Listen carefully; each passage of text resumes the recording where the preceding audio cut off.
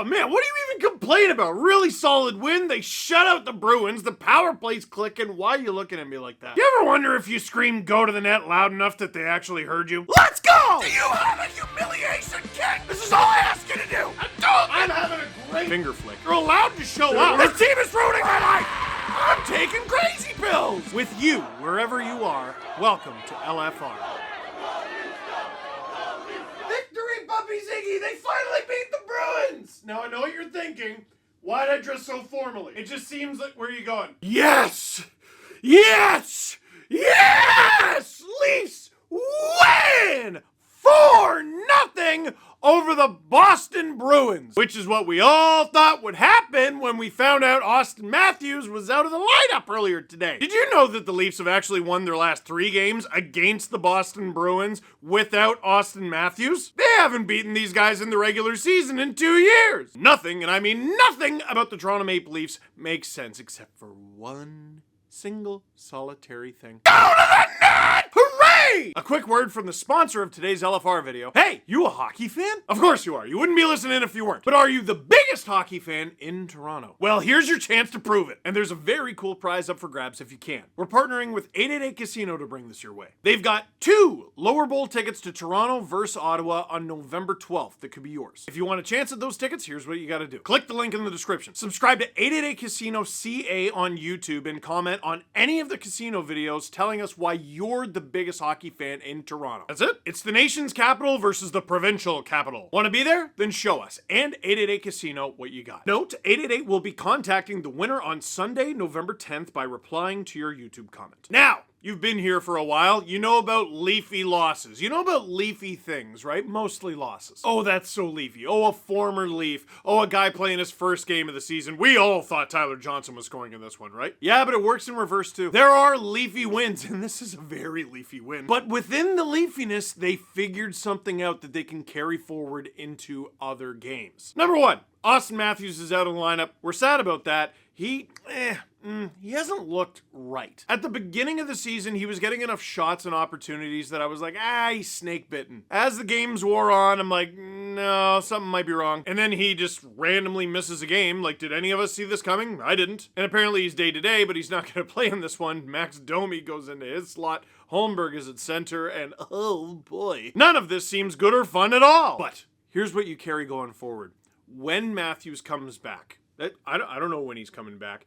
I assume he's going back on the power play. Although, if I'm not mistaken, with 3 goals tonight, does that mean the Leafs have more power play goals without him than with? I think they might have doubled their power play goal total tonight. Am I wrong? If I am wrong, I'm close enough to write that it's concerning. Anyway, whenever Matthews is back, and I assume he's getting back on that power play, Knies net front! At first, it was about him outperforming John Tavares. It's not about him outperforming John Tavares. It is about him being the best man for that job. Let's forget the recency bias, okay? Forget that he has 7 goals in 14 games and he's on a 41 goal pace. Add another 2 assists, 9 points in 14 games. Forget all that. This is a kid that you trust to play on your top line. What's he doing up there on the top line? Is he expected to be the super goal scorer? Well, no. That's Austin Matthews. Oh, okay, well surely he is the facilitator, the playmaker. Oh wait, no, that's Mitch Marner. It's always great to have a player who can do a variety of things, and Matthew Knies can certainly do a variety of things, but part of the reason that I think he's on that top line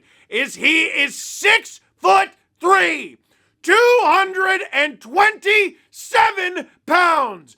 Big chungus. That is Phoenix, Arizona, USA prime beef. There was that little tryout kind of, that first little playoff run with the Leafs, and you're like, ooh, I like this player. Last year, there were some struggles there, but as the season progressed and, oh my goodness, into the playoffs, our boy Matthew has become a man. Dude, from the moment training camp began and into the preseason and the second they dropped the puck for the regular season, I said, this dude is him. All capitals, elongated and wide, because you gotta look up at him and he's sturdy as hell. Who else? Who better than Knies to put in front of the net? To tip in pucks, to whack in rebounds, to stand there with a stick on the ice. He could have had more in this one. And to just cause general carnage. Stolarz had an incredible game. And to me, he gets second star. Matthew Knies, first star. Second star, Anthony Stolar. Stars 3, 4, and 5 are also Matthew Knies. And then you go through the rest of the lineup because a bunch of guys had good games. But it's Matthew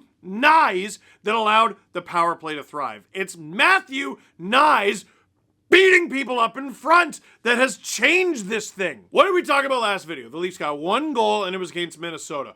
I said, that doesn't really feel repeatable. It's Matthews feathering a beautiful pass through like 3 or 4 people, and while it's cool and impressive, and obviously he can do that sort of thing, you don't expect it to happen every game. Of course, it's William Nylander blasting the puck, absolutely obliterating the thing and turning it into a vapor trail and sniping it in the perfect spot. Now, William Nylander can do that too, but again, the pass that led to that, and you're not always going to connect properly, and sometimes you get robbed, and sometimes you miss a little bit. You know what you can do every single power play, every single play, as long as you are here and in uniform?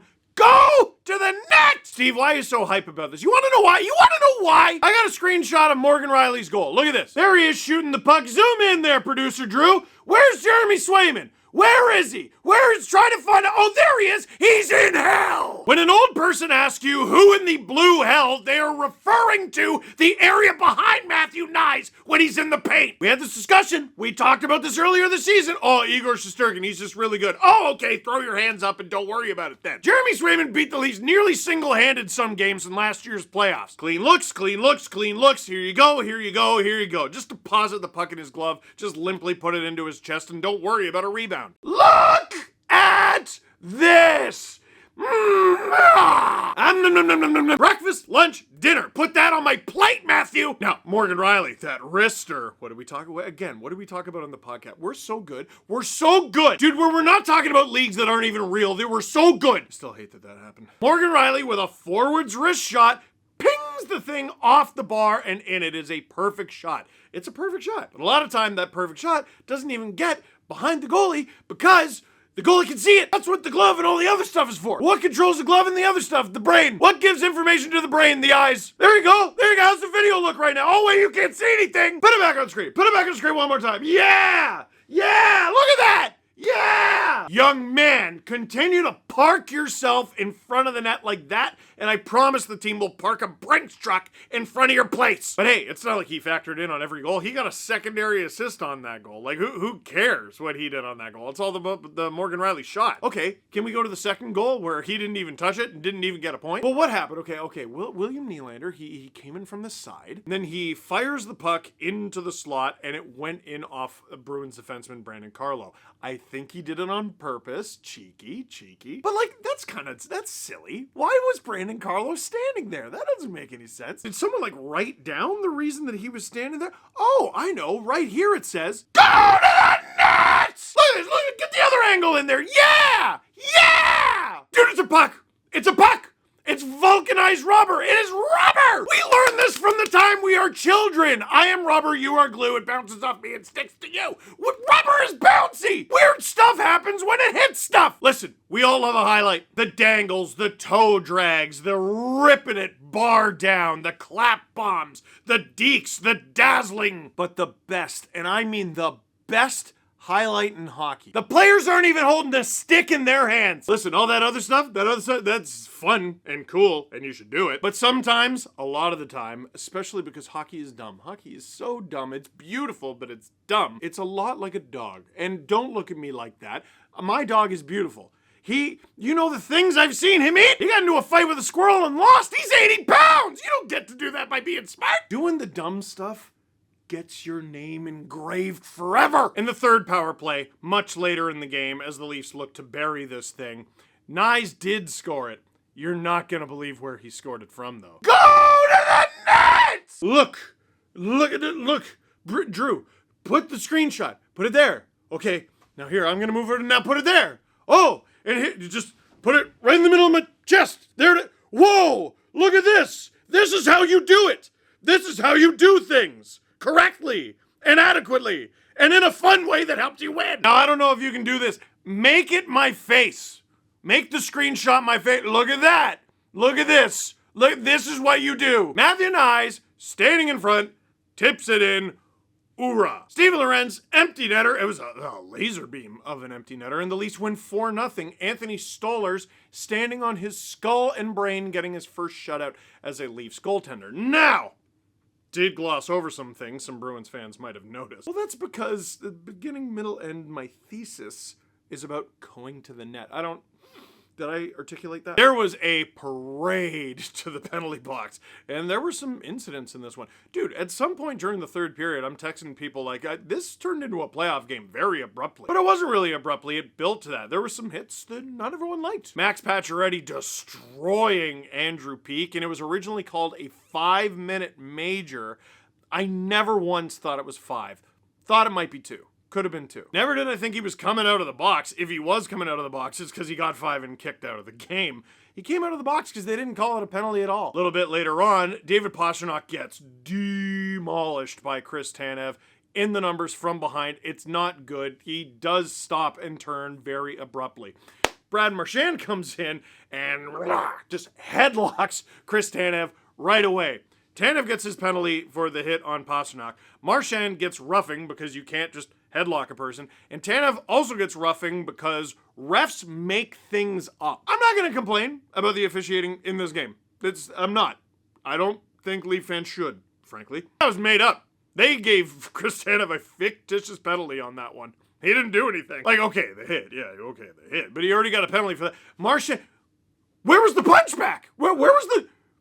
Did he defend himself? I think he just sort of got strangled, actually. Case in point, Brad Marchand sitting in the penalty box, and as they're announcing him, that little Mona Lisa smile on his face, like he always has when he fools you. Because he always fools you. You are the greatest guarantee, the most consistent thing in that man's life, NHL officiating. Plays you like a fiddle every single time. Now, as the game went on, that would change. Then the Leafs got a bunch of consecutive power plays. Now, is that fair? I don't know. I think the suggestion I would make to the Boston Bruins is, stop breaking the law! Every call, that's a terrible call, and they show the replay, and it's a stick directly underneath the blades of skates. What am I getting called for? What are you getting called for? You tried to mead Pontus Holmberg like dough for a pizza. Sprinkle a little marinara and mozzarella on him, call him Pizza Holmberg. Don't groan, it was very good. Anyway, the team came together without Matthews. It didn't start the greatest, and there were times in the third period where it seemed like the Leafs were hanging on. But hang on they did, and it helped that they got some stellar saves from Anthony Stolarz. Questions. Go to the what? Net! From producer Hayden, is it time to ask why the Leafs can't score 5-on-5? Minnesota Wild win 1 game and you turn into a smart aleck. What do you mean to do? They've won 8? This is so good. Has the fear of looking off Austin Matthews been the problem with the Leafs power play all along? That's a question that, like, when you first read it, you're like, no, that's silly. And then you keep going and you're like, oh, yeah. Okay, imagine you're on the Leafs power play. No matter who you are. You could be OEL or Riley. Doesn't matter who the quarterback is. Mitch Marner, probably. John Tavares is more there for, like, banging stuff in. Even Matthew Knies. Nylander is going to do what Nylander does. But all those other guys, if the puck is on your stick and Austin Matthews is also on the ice, I can understand why you might think, I think I'm doing something wrong. Like, you're standing there, you're about to shoot, and you're like, but the best goal scorer on the planet's right there. Shouldn't I be giving it to him? And listen, there's a lot of times where, yeah, you should. But the other teams, know that. I am gonna have to watch harder for that next time. Do the Leafs try to find him too hard? Like, if it comes to him naturally, great. Yeah, it's Austin Matthews. I want him to have the puck. But there are times where guys, Mitch, who had a great game. Mitch had a great game. There are times where guys could shoot it. And they don't. Even though the empty net is right in front of them. And you just wonder, if you're not looking for that, what else are you looking for? Maybe it's 34. And that's not 34's fault, is it? Fascinating point. I don't have an answer. I'm going to watch for it going forward. In the meantime, go to the net. Was Anthony Stolarz sent directly from the hockey gods themselves? Yes or yes? I think the answer is yes. Some people are turning this into like a Stolarz versus Wool thing, a Stoll versus Wool thing. Well, Anthony Stolarz got the belt in this one, and I just want to show the picture that the Leafs posted on their Instagram. Here are our 2 gorgeous, beautiful goalie men, Anthony Stolarz and Joseph Woll embracing, and oh my goodness, do we have the most handsome goalie tandem or what? Last I checked, they both play for the Leafs. Stolarz is playing great right now.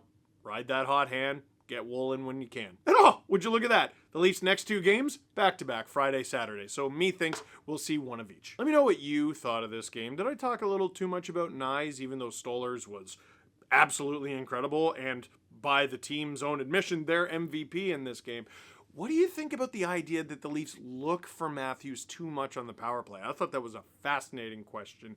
For now, that is it for this one. Thank you very much for watching. Click like if you like this video. Click subscribe if you really liked it. Tell all your friends, and I'm going to ask for this just one more time, because this is the final LFR before the tournament, the Easter Seals tournament. I'm raising money for Easter Seals. It's a charity that helps out kids with physical disabilities. Here's what I'm offering to you. Anybody who donates any amount of money to anyone on my team, which is Rachel's Raiders, link in the description down below if you'd like to donate, you will automatically be entered for an opportunity to win 2 tickets to the game on November 16th, Toronto, Edmonton, or if you don't get that, you could also get one of 5 signed copies of my book, Hockey Rants and Raves. If you're interested in helping out, even $5 helps. Link in the description down below. Thank you very much.